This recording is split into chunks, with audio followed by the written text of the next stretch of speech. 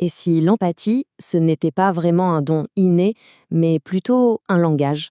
Un langage qui s'apprend, qui se travaille, mot par mot, et qui a ce pouvoir incroyable de transformer nos relations. Aujourd'hui, on va voir comment les bons mots peuvent construire des ponts, là où le silence, lui, ne fait que creuser des fossés. On a tous vécu ça, non? Ce moment un peu frustrant où on sent une émotion très forte à l'intérieur, mais les mots qui sortent ne sont pas à la hauteur. Eh bien, c'est précisément ce décalage qui va nous intéresser, parce que c'est dans ce vide que naissent les malentendus. Ce qui est fascinant, c'est que même les pros peuvent tomber dans ce piège. Utiliser en boucle des mots un peu passe-partout comme contrarié, c'est comme essayer de décrire un tableau de Monet avec juste un crayon gris. On capte la forme générale, mais on perd toutes les couleurs, toutes les nuances, toute la richesse de l'expérience. Alors, on en arrive au point crucial. Pour bâtir une connexion solide avec quelqu'un, il faut commencer par les fondations. Et ces fondations, eh bien, c'est notre vocabulaire émotionnel. D'accord, décortiquons un peu ça. Ce n'est pas juste ressentir avec l'autre, non. C'est un processus en 2 temps. D'abord, percevoir avec précision. Ça, c'est l'écoute, la vraie écoute. Et ensuite, communiquer cette compréhension. C'est la partie active, la preuve qu'on a vraiment entendu. Et là, on touche à une différence fondamentale. La sympathie, c'est quand on dit « Ah oui, à ta place, je ressentirais la même chose ». Le projecteur est braqué sur soi. L'empathie, c'est de dire « Je sens que tu ressens ». Là, le projecteur est entièrement sur l'autre. C'est ce petit changement de perspective qui change tout. Bon, alors, comment on fait pour être plus précis? Il nous faut une sorte de carte pour naviguer dans ce territoire immense et complexe des émotions. C'est là qu'élargir son vocabulaire devient un véritable super-pouvoir. 11. Ce chiffre peut sembler petit, mais en réalité, il est super puissant. Au lieu d'être submergé par une infinité de sentiments, la source nous propose une structure claire. 11 grandes familles d'émotions. Ça rend tout ce chaos intérieur beaucoup plus gérable, de la pire angoisse à la joie la plus intense. Prenons la colère, par exemple. Quelqu'un qui est irrité, ce n'est pas du tout la même chose que quelqu'un qui est furieux ou qui se sent indigné face à une injustice. Chaque mot est une clé qui ouvre une porte différente sur ce que vit la personne. Et ça marche aussi pour les émotions positives. Se sentir capable, c'est bien, mais se sentir puissant ou résolu, ça raconte une histoire complètement différente. Cet atlas des émotions nous aide vraiment à cartographier tout le spectre de nos expériences. Ou encore l'anxiété. Est-on simplement inquiet ou carrément terrifié? La précision du mot change radicalement notre perception de la situation.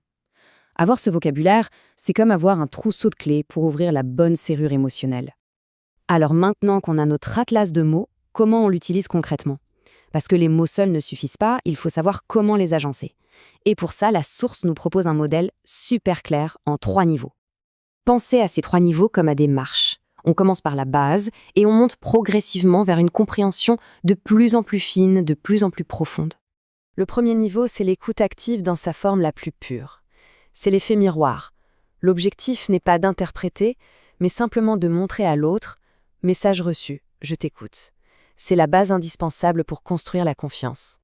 Regardez cet exemple, c'est parfait. La personne dit « Je suis au plus bas ». La réponse empathique de niveau 1, c'est « J'entends que vous êtes au plus bas ». Ça agit comme un écho. Ça valide le sentiment sans le juger, sans le transformer. C'est une étape simple mais absolument cruciale. Là, on monte d'un cran. On n'est plus seulement un miroir, on devient un partenaire dans l'exploration des émotions. On commence à piocher dans notre atlas pour proposer des mots, pour aider l'autre à y voir plus clair. C'est une contribution active. Dans cet exemple, la personne exprime sa peur d'être seule. La réponse ne se contente pas de répéter. En disant « vous craignez de vous sentir seul et perdu », on ajoute le mot « perdu ». C'est une proposition, une nouvelle nuance qui invite à explorer cette émotion un peu plus loin, ensemble. Et enfin, le 3e niveau. Bon là, on est dans la cour des grands. C'est ici qu'on commence à faire des liens, à connecter les points entre ce qui est ressenti aujourd'hui et des expériences passées. C'est un outil puissant, souvent utilisé en thérapie pour générer des prises de conscience. Très bien, maintenant qu'on a les mots et la structure en 3 niveaux, comment on assemble tout ça pour que ça fonctionne dans la vraie vie? Alors ça, c'est la petite pépite pratique de notre source. Une formule toute simple mais redoutablement efficace. Vous ressentez l'émotion précise à propos de la situation parce que la raison. Cette structure nous force à être spécifique et à montrer qu'on a compris non seulement l'émotion, mais aussi sa cause. Et l'impact de tout ça, il est énorme. En utilisant un langage empathique, précis, on ne fait pas juste mieux communiquer. On tisse de la confiance, on désamorce les conflits, on permet à l'autre de baisser sa garde et de se sentir enfin vraiment vu et entendu. C'est juste transformateur. Écoutez bien ce témoignage. La peur est là, bien sûr, mais il y a tellement plus. Il y a le désespoir, le sentiment d'être pris au piège, l'urgence. Imaginez répondre à ça par un simple « c'est contrariant ». Ce serait passer complètement à côté de la profondeur de ce qui est vécu. Et c'est finalement la question essentielle que tout ça nous pose. Qu'est-ce qui se cache vraiment sous la surface des mots? Apprendre le langage de l'empathie, c'est s'équiper des outils pour explorer ce monde intérieur. Pas pour juger, ni même pour trouver des solutions, mais juste pour comprendre. Et la compréhension, c'est peut-être le plus beau cadeau qu'on puisse offrir.